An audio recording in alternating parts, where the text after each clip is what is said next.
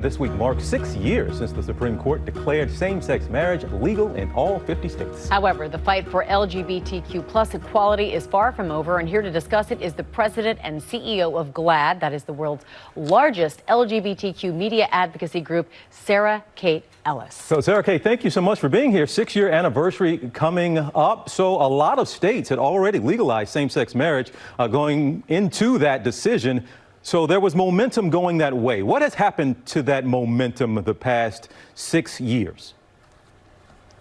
Well, I think there was a little bit of a misunderstanding about marriage equality. Marriage equality was so that we could get married to the person we love. It did not actually help us get all the protections that everybody receives in the United States. So there have been 37 states that have put forth anti-LGBTQ bills in this past legislative session. 13 of them have passed. There's over 200 of these bills across 37 states. 100 of them are specifically targeting the trans community and our trans youth about participation in sports and access to health care. So we have an Equality Act, which has passed the House and is now sitting in the Senate. Basically, what this is a piece of civil rights legislation that helps protect us in 29 states, because we're not fully protected in 29 states.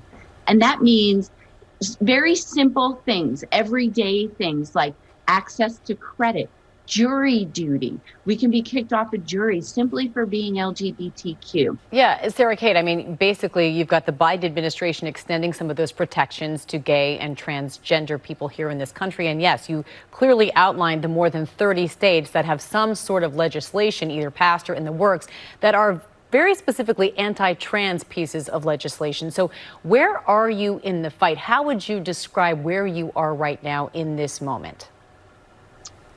I think we are seeing progress, yet this backlash, especially against the trans community, I think has a lot to do. You know, visibility is a double-edged sword. We're seeing more and more characters on television, in movie theaters that include or shows that show trans people. We're seeing more public figures, right? We have the first Dr. Levine is the first trans, high up in the Biden administration. And so we're seeing more visibility for the community. And with that, they are being more targeted than ever before. Especially, it's just a few bad actors. They were the ones who were anti-marriage equality. And now they're targeting our poor trans youth who just want to live their lives. Sarah Kate, can you get into something a little more? You said a double-edged sword, all right? The idea of having more representation for those stories being told, for people having more access to being, to learning and being educated more. Why does that work against the LGBTQ+ community, to have more representation and to have more, Hollywood representing even in front and behind the scenes? Why does that work against you?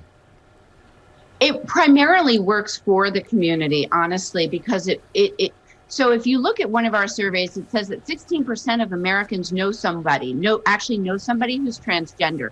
So the rest of America is finding out who transgender people are through the media. And that's why it's so important that it's fair and it's accurate, and that we don't continue tropes and stereotypes that have been long in our history of media representation.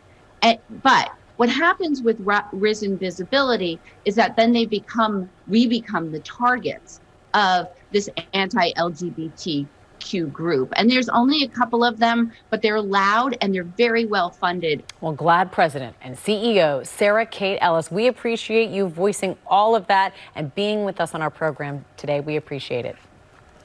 Thank you so much for having me, and happy Pride. Thank you very much.